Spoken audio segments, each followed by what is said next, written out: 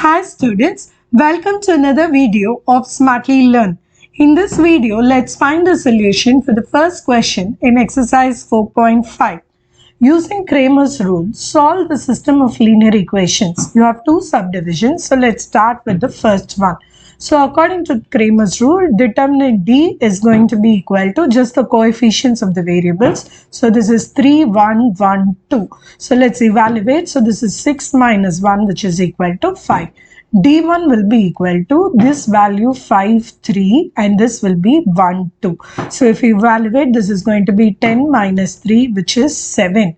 D2 is going to be equal to, now this coefficient will remain the same, so 3, 1.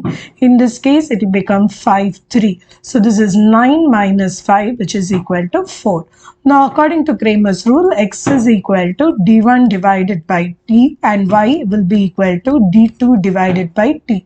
So x in this case is going to be d1 is 7 by 5 and y will be equal to 4 divided by 5. Let's take up the second subdivision in this question. So let's compute the d here. So d here is going to be equal to 2 minus 1, 3, 5. So the value is going to be 10 minus of minus 3, which is 13. Now d1 is going to be equal to 17, 6 minus 1 and 5. So this is 7 5s are 30, 17 5s are, so this is going to be 85. Minus of minus 6 is plus 6, so it is 91. d2 is going to be equal to, we will write the first one 2, 3, the second will be 17 and 6. So 6 2s are 12 minus 17 into 3 is going to be 51. So this is equal to minus 39.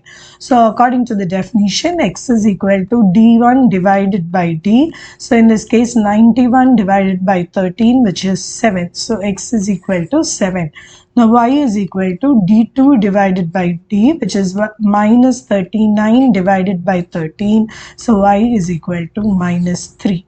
In the next video, we will find the solution to the second question in this exercise. See you in the next video. Bye.